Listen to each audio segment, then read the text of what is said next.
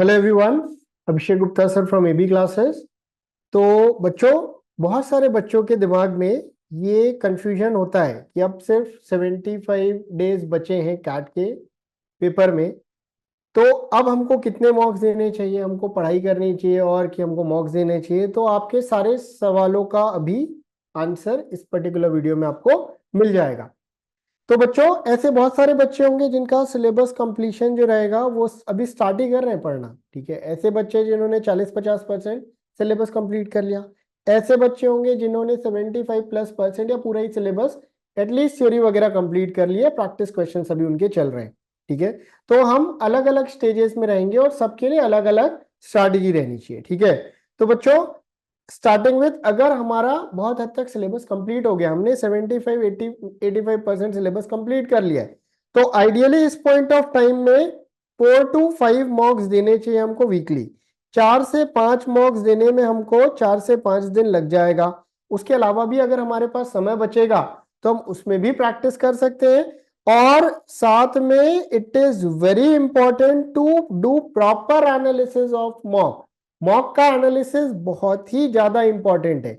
अगर मैं मॉक को प्रॉपरली एनालाइज नहीं करूंगा तो I can not identify my strengths और weaknesses.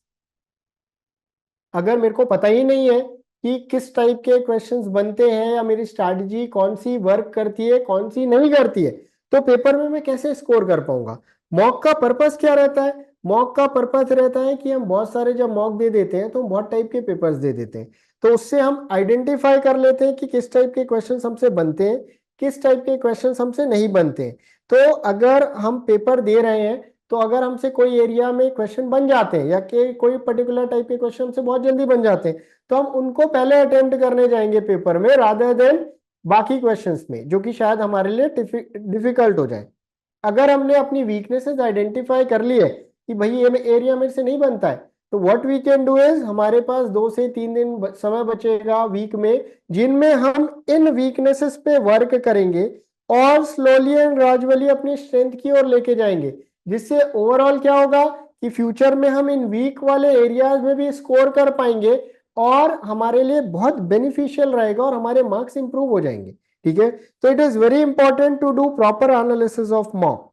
Okay, apart from this बच्चों, एक बहुत पेटेंट क्वेश्चन होता है कि सर मेरे मार्क्स मॉक्स में नहीं आ रहे हैं। मेरे बहुत सारे स्टूडेंट्स हैं जिनके साथ ये प्रॉब्लम हो रहा है और पहले भी हुआ है। तो इसका सोल्यूशन क्या है? इसका एक ही सोल्यूशन है, टू गिव मोर मॉक्स। अब क्या होता है, बच्चों के मार्क्स फ्लक्चुएट क्यों होते हैं? इसके पीछे प्राइमरी रीजन क्या है? अब मेरे से बच्चे आके बोलते हैं कि सर मेरा इस पेपर में 75% आया, मैं बहुत ही दुखी हो गया। अगले पेपर में मेरे को 90% मिल गया, आई वॉज वेरी हैप्पी। कुछ बच्चे बोलते हैं मेरा 95% आ गया, I became very happy.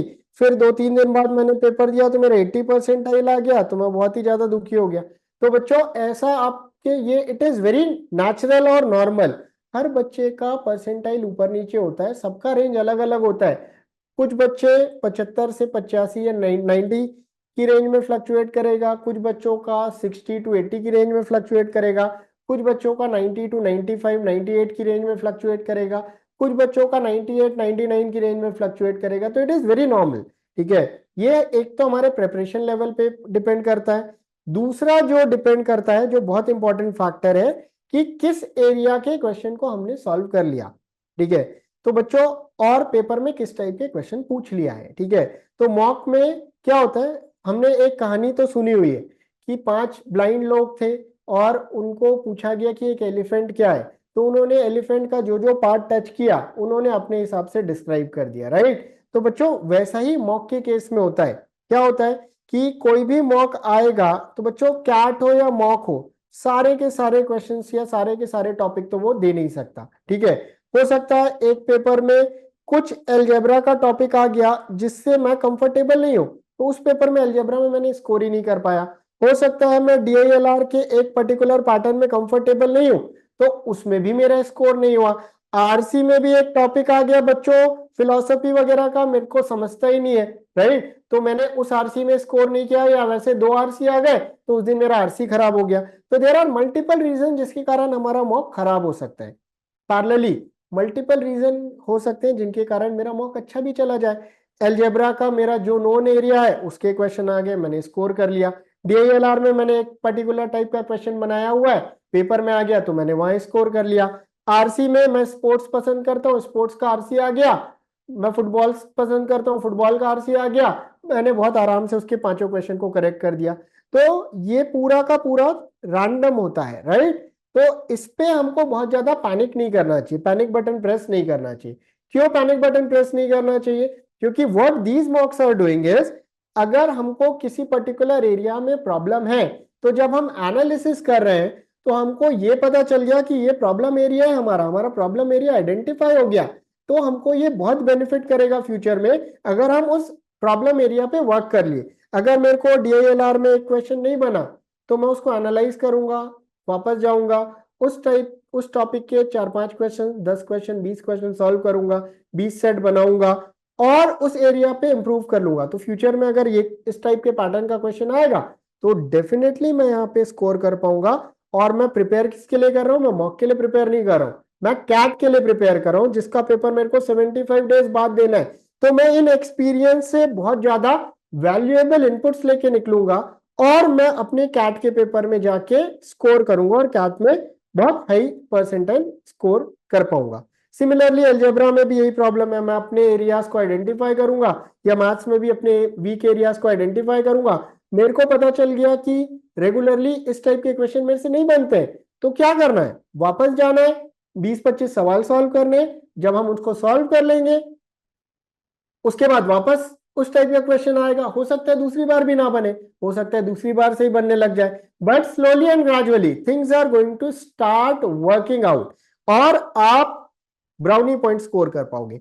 Mock हमको एक और चीज के लिए प्रिपेयर करता है, जैसे हम बहुत सारे पेपर्स दे दिए और कैट भी क्या हुआ कि उससे मिलता जुलता आ गया, तो उस पॉइंट पे हमारी जो मेमोरी है वो हमको एक इंडिकेशन देती है कि मैंने इस पेपर में ये काम किया था और मेरे नंबर अच्छे आए थे या खराब आए थे, तो मुझे भी उसी डायरेक्शन में जाना है और अपना स्कोर मैक्सिमाइज करना है। मुझे अगर मैंने कोई गलती की है तो वो गलती मैं कैट के पेपर में रिपीट नहीं करूंगा। So mocks gives you multiple benefits, आपको प्रिपेयर करता है mentally emotionally to be ready for the D day, right. अगर मेरा सिलेबस 40% ही कंप्लीट हुआ इस पॉइंट ऑफ टाइम पे, ठीक है, तो बच्चों मैं क्या, अभी तो मैं 4-5 मॉक देने के बहुत ज्यादा मेरे को बेनिफिट नहीं आएगा। What I am going to do is I am going to give 2 mocks a week. Mock तो देना चालू करना है, ठीक है, क्योंकि मॉक नहीं देंगे तो बच्चों टाइम निकल जाएगा, ठीक है। मॉक से हम क्या जज करेंगे कि जो मैंने ऑलरेडी पढ़ा है उसके क्वेश्चन क्या मैं बना पा रहा हूं, अगर नहीं बना पा रहा हूं तो रिवर्क करेंगे, रिवाइज करेंगे और रेगुलरली इन टॉपिक के टच में रहेंगे, ठीक है। अपार्ट फ्रॉम दैट मेरे को मॉक एक और आइडिया देगा कि और क्या क्या आ सकता है, किस टाइप के पैटर्न के क्वेश्चंस रिपीट हो रहे हैं या बहुत पॉपुलर टाइप ऑफ क्वेश्चंस क्या है।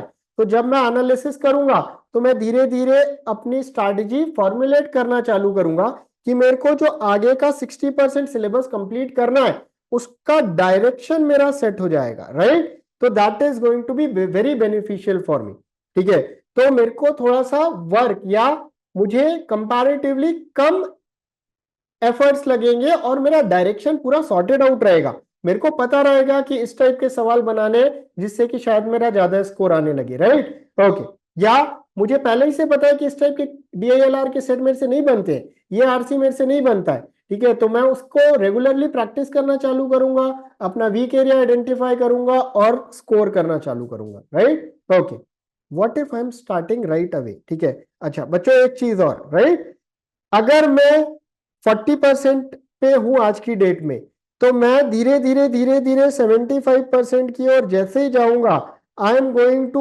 Move on to 4 to 5 mocks per week का स्ट्रैटेजी, राइट। तो that is going to be what you need to do right away, ठीक है।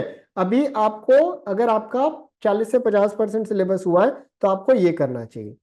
अगर मैं अभी स्टार्ट कर रहा हूं तो बच्चों क्या मुझे इमीडिएटली मॉक दे देना चाहिए? तो बच्चों मेरा ये कहना है कि कम से कम अपने को 1 या 2 पेपर तो दे ही देने चाहिए, राइट, सिर्फ 1 या 2 पेपर। इससे क्या होगा, आपको एटलीस्ट ये तो पता चल जाएगा कि किस लेवल का क्वेश्चन आता है। आप कितने प्रिपेयर्ड हो, आपको कितना एफर्ट लगेगा, सो दैट आप अपने एफर्ट्स को डायरेक्ट कर पाओ। ठीक है, regularly I am not saying कि अभी आपको मॉक देना चाहिए। आपको सबसे पहले क्या करना चाहिए, 40-50% सिलेबस कंप्लीशन की ओर जाना चाहिए। जैसे ही आप 40-50% सिलेबस कंप्लीट कर लोगे, आपको 2 मॉक्स पर डे की स्ट्रैटेजी में मूव करना चाहिए। ठीक है, पैरेलली आपको सिलेबस और ज्यादा कंप्लीट करना चाहिए, और जैसे ही आप 70-75% सिलेबस कंप्लीशन की ओर पहुंच गए, you should move to 4 to 5 mocks per week, और फिर बाकी तो वही फॉलो करना है स्टेप जो कि मैंने 75% सिलेबस वाला बताया है। होपफुली बच्चों, जो मैंने बताया that is going to be very beneficial for you guys. आपको बहुत हेल्प करेगा ये पूरा स्ट्रैटेजी, आपको कितने मार्क्स देने चाहिए, कैसे आपको मूव ऑन करना चाहिए, क्या करना चाहिए इस पॉइंट ऑफ टाइम पे। होपफुली इन केस अगर आपका कोई भी क्वेरी होगा, तो what you can do is you can post in the comment box, and definitely we are going to answer your queries. Thank you guys. Have a great day.